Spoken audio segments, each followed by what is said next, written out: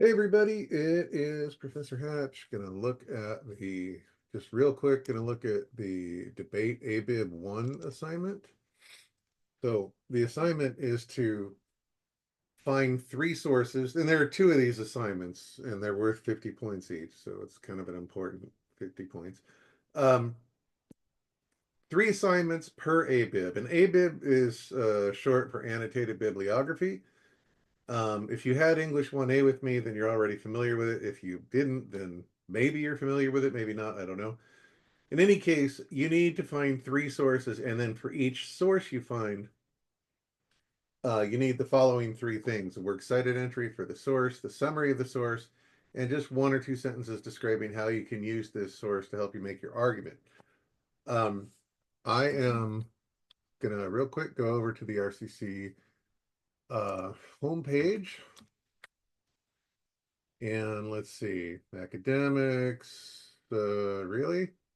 Student support? There we go. Library. I swear to God, our website. Anyway, it doesn't matter. Database is A through Z. Click on that, please. And then academic search complete is the one that I tend to tell people to use. Doesn't look like they have anything for J, which means JSTOR is not there. But all right, academic search complete. Use this, please. Click on it, and you need to put in your RCC email. I'll turn off the caps lock.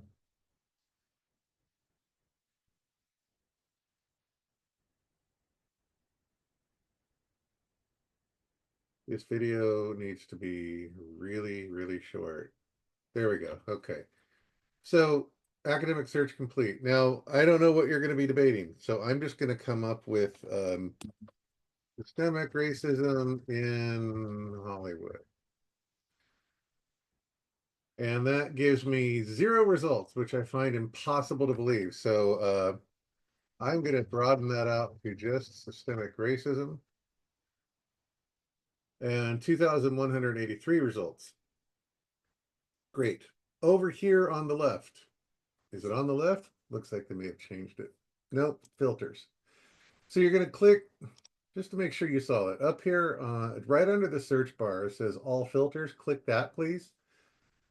And then you are going to put a check mark under peer reviewed, and then you're going to look for date and go for past 10 years. I would appreciate that. And what else? I think that's all we need to worry about. Hit apply. And that should narrow it down some. Yeah, just under 1,200. Got it.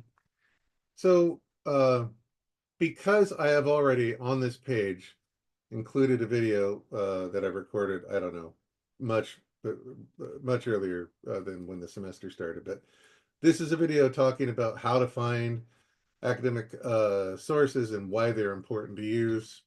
This video is not going to be that. This video is literally just going to be how to make an ABIB. So let's pretend that, you know what, do we want to do full text? Yeah, all right. I'm just going to click on this. Pretend that this is going to be a good source. In order to determine if it's a good source, obviously you're going to read the abstract, but you already know this because you've already watched the other video. So the first thing you're going to want to do, obviously, is, save this thing to download it to your hard drive. Up here, you can see this quotation mark here. That is the citation tool. So the first thing you're going to do, and actually I'm going to stop my screen share real quick because I have to open up Word and I need to share my entire screen so that I can switch between Chrome and Word. And this has to be the most exciting narration ever. All right, so there's my blank Word page, and here is this. Go to the citation tool because you've already decided that this is going to be what you need. So you're going to choose MLA, and then it gives you the citation right here. Just highlight it, copy it, go back over to Word, paste it in there. Technically, it should have a hanging indent, but I don't really give it down. Formatting matters when we're talking about an essay. Otherwise, whatever. Okay, and then abstract. As far as I am concerned, you can just copy and paste from the abstract for your summary. The correct way to do this I know I've got fellow teachers who would lose their shit if they heard me saying this, but the correct way to do this is to read the entire source and then summarize it yourself and then put that in here.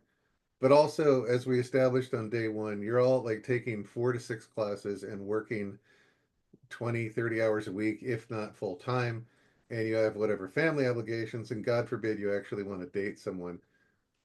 I just have realistic expectations of what kind of time you're working with, so just copy and paste from the abstract. This next part, equally crucial.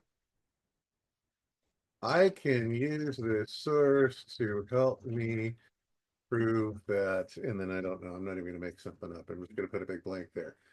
And one sentence is fine, two, if you've really got something to say about it, and that's good. Now, if you want to absolutely make this the most correctly formatted thing in the world, let's see. Highlight the citation, hit right click, hit paragraph, under paragraph, hit the under special there, hit hanging, and then hit OK. And there's your correctly formatted ABIB entry. And honestly, double space would be great too, but whatever, I don't care. So that is how you make an annotated bibliography entry.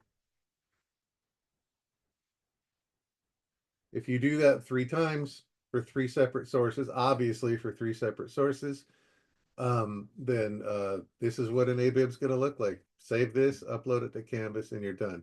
Now, obviously, it's going to take you a little more time than what I just did, but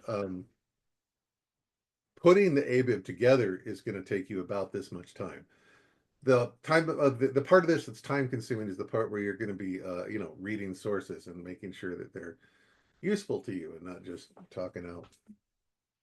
I don't need to swear anymore. Anyway, I think you get the idea, but as always, text me on Remind with any questions 24/7. If it's 3 a.m. and I have insomnia that night, I will 100% text you right back. And otherwise, I'll text you when I wake up in the morning. I'm going to stop talking. All right. I'll talk to y'all later. Bye.